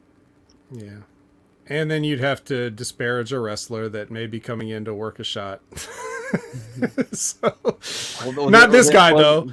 Well, there's your angle. Hey, I hear you talking shit about me. Right. Yeah. That would be good. But they're not going to do that because it's too interesting. Yeah. I would, now, to me, if the guy does that spot where he blows the fire and it goes back on him and he burns himself or whatever, and I'm the referee, I would just go out there and disqualify him right while he's burning alive. Ring the bell. All right. So, all right. Next is the Coven. They play Uno or something. I don't know. I wasn't really paying attention. What do you think, Brandon? Is this a did they get the reverse card at the right spot in the game? Looked like a draw 4. Ah, yeah, definitely. This felt like a bunch of draw 4s. But yeah. So. No, one thing I noticed are the content of them talking about the Age of Aquarius. At least they're doing their homework, because that's actually what the New Age movement is kind of like about, is the whole Age of Aquarius. Oh, okay. And I thought it was interesting too, because in the Diana video, she talked about a new age for her. What if they put these two groups together, and Diana kind of ended up being like their object of worship? Right. Well, yeah, they're the tag team champions, and then they're looking at Diana as the champion, and I think they referenced it. I mean, I wasn't really paying attention, but it may have sunk in, through osmosis or whatever. But yeah. So, anything else? I mean, at least we actually got like the champions on the show in some form or fashion. Yeah. Everybody's got to show up at least a little bit on each show. The consistency, I think that's important. All right, Chris, what's your experience with the Coven? This video package is my entire experience with the Coven. Well, Taylor Wilde, maybe not like this. Yeah, I liked this probably more than a lot of people might, just because it did have cohesion with the rest of the show, which I think is sorely lacking from most professional wrestling right now. I mean, I watch AEW. That's sort of my primary concern in terms of podcasting. And I apologize. Yes, so often you'll have a segment with the best friends, and they're getting a ride with Trent's mom, and then the next segment will be, the Dark Order are worshiping Satan in the back room, and it's like, what? How do these people exist in the same fucking world? And I like that. I like that there's this cohesion and impact. I thought that this is one of those gimmicks that can get really cheesy really quickly, and it probably is, but in terms of this little video package, it made a lot of sense why these people are looking in on the world champion. And like was already said, they referenced what had already been said by someone they're looking at going after, which good cohesion, and it was good. It was, as far as I'm concerned, this was a good little video package, and probably got them over better than a match would have. It definitely got them over better than the match would have, because if they had a match, you would have seen that Taylor likes to do her tarot readings in between the bells. Great. Sometimes she likes to show the opponent the card that she just drew, and then they have to stare at it and then not wrestle for some reason for a second. But anyway, yeah. Well, I can just say that as an Aquarius, I don't want to be associated with any of this. And speaking of don't want to be associated with any of this, Sami Callihan comes up next. He's almost fully spherical at this point. And he's doing another one of those, like, it's like on a digital camera, but he's trying to add analog seeming effects, and he's got a little icon of a VHS tape in the corner. But it's still somehow like a selfie, and it's got music, and there's editing in it because he splices in footage from something else. So during a selfie promo, he's splicing in footage. So I basically, you guys all know what I think of Sammy by now. Not impressed, never gonna be impressed. This kind of shit is corny as fuck. If you really wanted to impress me, you would have got a real VHS camcorder and filmed something in one take, and cut a promo without all this other corny bullshit. I know you can do it. If there's anything Sammy Callahan can do at any level of competency, it's probably cut a promo. So even this, he fucks it up. The presentation fucks it up. The production fucks it up, because even though it's not technically as bad, none of it makes sense and is corny. Okay, now I'm passing it to Brandon. Man, can they have just made this entire storyline any worse? Probably, but let's just be glad that they didn't. Like, they went this whole thing of the entire time. Like, they never trusted him. Okay, we're gonna trust you now. Oh, I was screwing you the entire time. Like, oh my god. Oh. Yeah, so just in case you weren't following along, Chris, the Sammy I Callahan. Okay, you got it? I got it. All he needed was that one moment where Diener handed him a baseball bat. That's all he needed to ruin the entire organization from the inside out. Yes, which he clearly has, since the other three aren't still together and aren't still doing exactly what they were before he came there. Yeah. Oh, wait. Oops.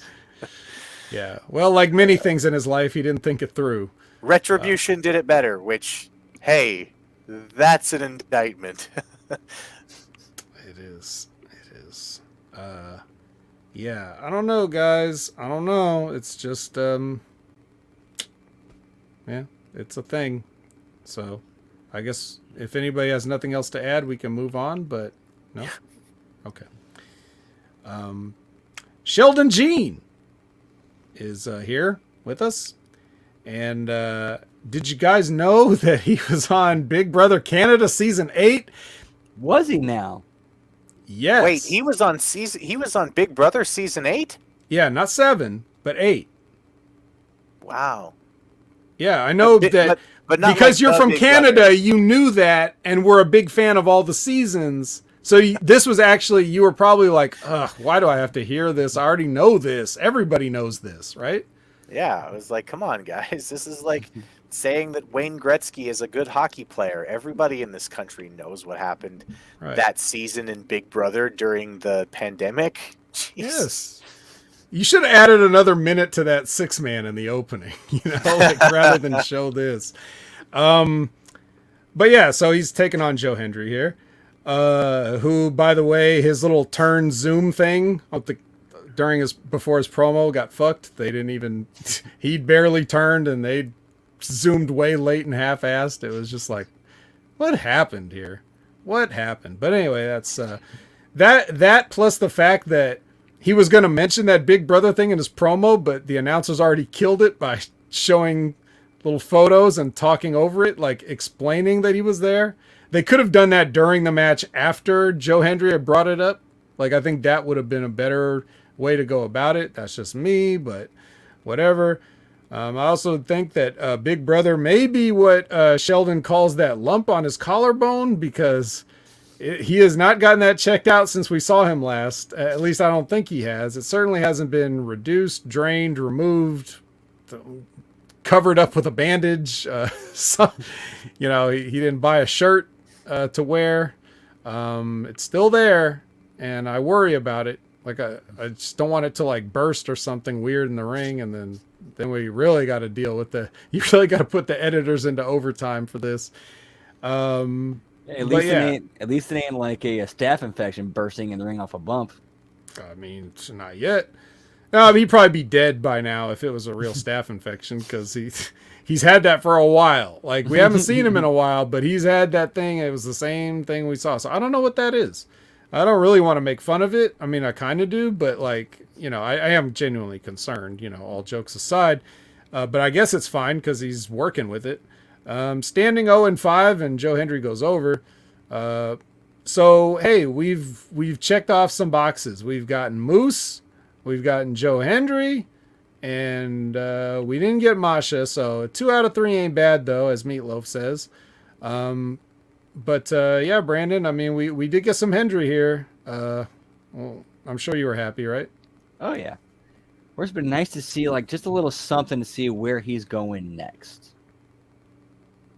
Yeah, they didn't really, there was no angle afterwards, right? He won the match and then they just go to the next fucking thing, right? Great. That means they don't know. So, yeah. Joe Hendry. What do you think of Joe Hendry's gimmick, Chris? I love it. I right away here when they started the song and the video, I was thinking, oh, this is Bo Dallas done better. And I like the Bo Dallas character in NXT. I thought that was great. The I don't even know what you'd call it. The self-help guru type of gimmick is just, it's a lot of fun. I really liked it. Clearly the crowd was into it. It might have been the most into it that they had been in, you know, for anything on the show, to be honest with you. And yeah, I could see why they were. I was definitely sitting there thinking, oh, I like this. This is good. This is well done. And it's simple character, but it's character enough that you're going to get over with the character. So that's the right way to do pro wrestling. Yeah. So you're saying you believe, Chris? Is I what believe. You're saying. All right. Yep. All right. You don't have to wave your hand side to side unless you want to. But all right. Okay. Good. Very good. For the content. You should have seen some of the pre-tapes and vignettes leading up to him bringing this character to Impact. Yeah, I'll probably go look them up, to be honest with you, because I really liked this. I thought this was one of the best things about the show. Was I came away from thinking it. I came away from this segment thinking, okay, they might actually have something here, like a real something here. So, yeah. So you say that, and that leads me to believe that, pun intended, that you had not seen Joe Hendry from his previous Impact run, his Ring of Honor run, his MLW appearances. Never seen him before. This is the first you're seeing of this gimmick. First I'm seeing of him. Yep. He's always had this sort of a gimmick. He's tweaked it a little bit, but originally it was more like he would sing like a custom song about his opponent every time he did an entrance. Like that was how it started, and then it just sort of became this sort of like an inspirational, motivational speaker type thing. So same thing, but kind of different. But yeah. And you said, what did you say? You said this is Bo Dallas done better. I would also contend that it's a jacked Scottish guy who can go done better. Take that, Drew McIntyre. So, who's totally going to AEW so that they can help sell out the Wembley show. Yep. CM Punk's over at Raw. You can bet that Drew McIntyre is going to. They made a trade. They made a trade, guys. A trade. The deadline is approaching. They had to do something. Now right? Watch the 400 tweets that say that this is actually true and that happened. I love Twitter wrestling. That's the most entertaining thing in the world. Seriously, who the Drew fuck? McIntyre's totally going so he can help sell out Wembley, man. Shut up. Who the fuck would buy a ticket to see Drew McIntyre? I don't even want to turn on the TV to see him. And that's sad. Saying that is sad. I realize how that sounds when I say it out loud, but I'm sorry that you can only do this for so many years. All right. So here we are at the main event. And Drew McIntyre is nowhere to be found, as usual. It's the Burt Macklin ceremony, in which he comes out with the guards, more guards, and he does a open challenge You know, after a little bullshit speech or whatever, you know, your usual boilerplate heel stuff. He does the open challenge, but only open to Canadians. And then Scott D'Amore comes out, and it looks like, you know, as usual, Scott D'Amore being in the main event, being the focus of everyone's attention, looking like he actually bothers to take off his watch and toss it, like he's really going to do something. And we believe it, because damn it, he Canadian destroyed one of those good hands a few weeks ago. So, you know, we I guess Chris was not smart enough about that. Yeah, Scott D'Amore, we know he used to be a wrestler, and we know that he's itching to fight because he doesn't like Burt Macklin, especially after Macklin hit him with the title, you know, at Rebellion. You know, he doesn't appreciate that very much. So, is this going to be it? Nah, we'll just bring out PCO. It's PCO, everybody. PCO gets a title shot. PCO, a Canadian. It's PCO. Brandon PCO. He went over on Eddie, right? Yep. At least it makes sense then. Who is also nowhere to be seen. I guess he really did die. And that's why Alicia looked like she gained weight, because the food in the house, she was able to eat some of it and give some to the kids. And not just keep filling out Eddie's t-shirt. Is that also Anyway, why continue. her eyes looked so puffy, or is that just how she looks? Yes. Yeah. No further elaboration. Yes. The answer is yes. Yeah. So anyway, yeah. What do you think, Brandon? This whole deal, was this main event worthy, or could we have maybe said this surprise is so not a surprise and so soft and weak that we probably should have closed with the 6-man? You probably could have opened with this and then built to something else later on in the show with Macklin. And then had the 6-man like in the middle of the show somewhere else. What if Macklin and Brett Fareed the 6-man? Nah, probably not. That's terrible. So yeah, there you go. This was, you know, I don't know. I guess it wasn't main event worthy. Chris, was it main event worthy, or? No. I don't really know too much about Macklin, other than like I sort of understand the character as, you know, he's the bitter ex-soldier kind of thing. It's fine. He seems to be fine in the ring from what I saw on Rebellion. Like I said, he wasn't aggressively terrible or anything. As far as this being a reveal, I mean, I don't know, man. I'm probably going to get my Canadian passport taken away for this, but like, can I just suggest that PCO should stop at this point? No, you may not. No, you may not. He doesn't look good moving around anymore. And I get that that's even like part of the gimmick of he's Frankenstein and etc. But I mean, it's starting to look a little bit unbelievable in that his stuff isn't connecting. He doesn't seem to be really, people seem to be taking his moves rather than him giving them. And I'm starting to get just sort of tired of PCO. And I mean, as a human being, I love the guy. I hope nothing but the best for him. But as a character, I'm just out on PCO personally. Yeah, I definitely ain't taking no cannonball on the apron from that guy.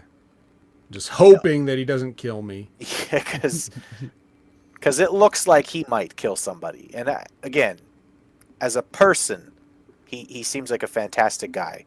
But that character is, I don't know. It's gotten to the point. It was fine when he first debuted. I think it was a little interesting, but it really hasn't gone anywhere. And I mean anywhere character-wise. He's still just cosplaying Frankenstein. It's almost like when Extreme Wrestling was cool in the mid-90s, and it's not cool anymore. You look at the novelty of it because you haven't seen it. It's only later that you realize that it has, infested and ruined an entire industry. So the same thing with this. Yeah, like he had to do this gimmick for whatever reason he wanted to do it. Now he's stuck doing it. He wants to do it. He knows what he's doing. It's not like he's some young guy like that doesn't get it. Like he totally gets it, but this is what has been come up with, and now he just kind of has to do it. There is no going back from it. It's either kill yourself or retire. There's no working. There's no having a regular match. There's no any of that. And if anybody was able to get like a type of match where they could work around him having to do that stuff, like he would always almost do it, but for some reason not end up doing it, Macklin ain't that kind of a worker. Yeah. So he's going to need to get somebody else to put their match together for him, because otherwise it's just going to be more of this stuff. And if they don't, by the time they get to whatever the next show is going to be, if they don't put a stipulation on it where PCO can be outside of the ring as long as he wants and do a bunch of illegal stuff as much as he wants, then it's going to be really weird to just have a normal match with him in it. So I'm not sure about this, but what can we do? This is what it is. Josh Alexander ain't coming back anytime soon. Ooh, what if they did an I Quit match and that led to PCO's being like, I can't do this anymore, and he quits in the middle of the match? Putting me on the spot, I don't know if I like that or not, but it may be the only way. And it may be the eventual end of it. But the way they do it usually is like PCO dies and people carry him off somewhere and then he gets resurrected at a later point in time. So if they just do that one more time and then he never comes back, that can be a retirement.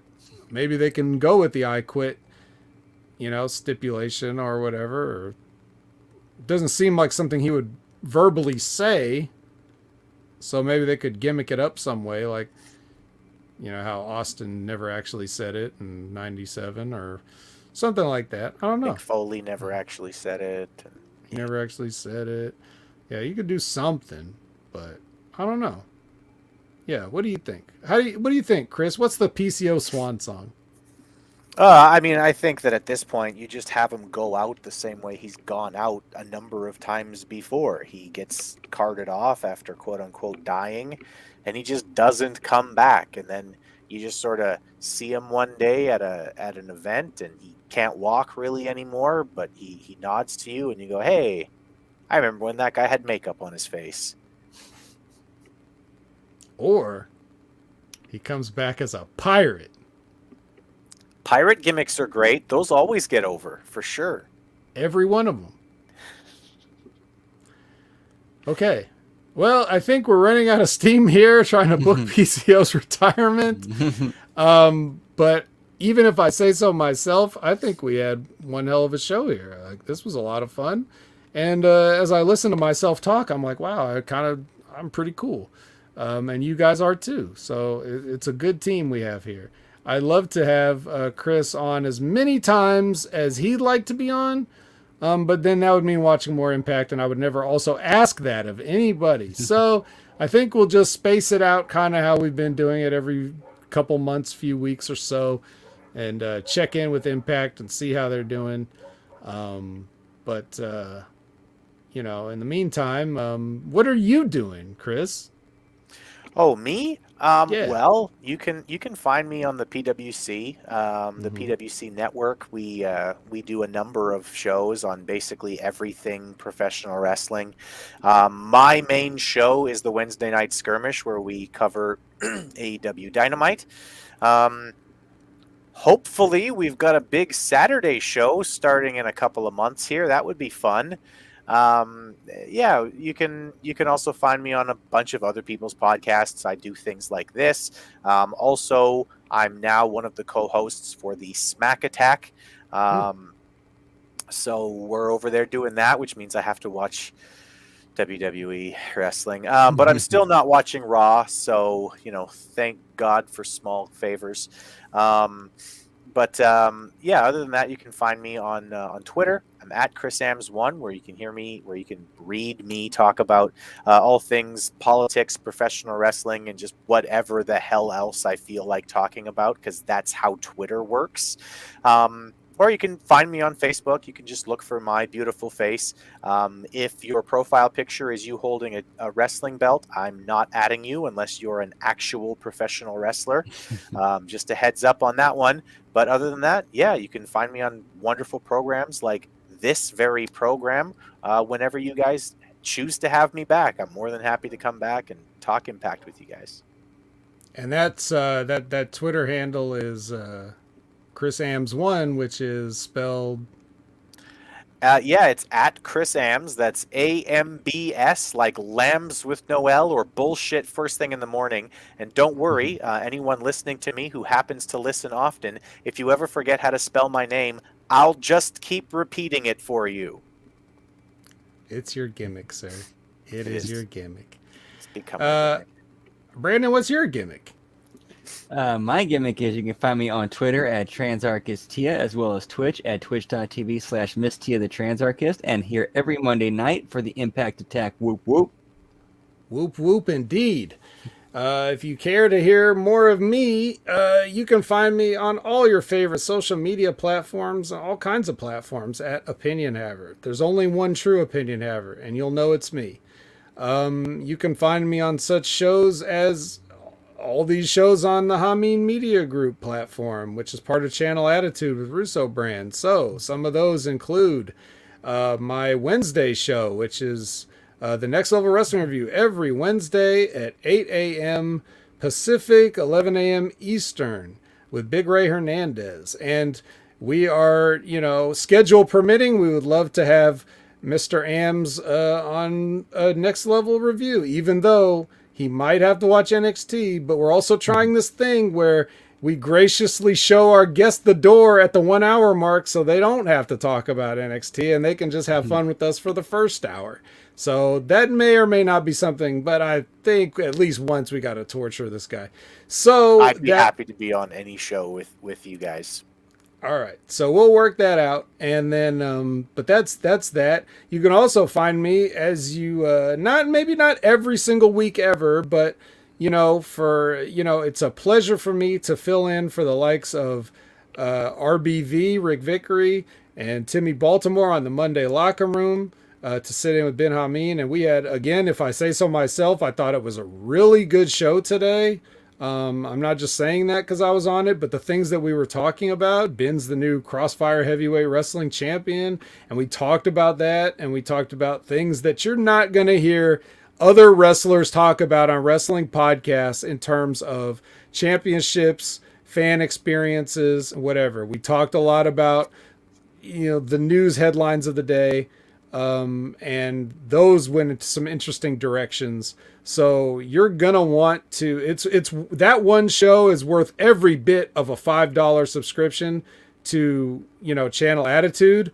But the thing about that $5 subscription is that gets you that show, and every show ever. So there's almost an unlistenable amount of content for you for the price of less than a Starbucks coffee. So put the coffee down.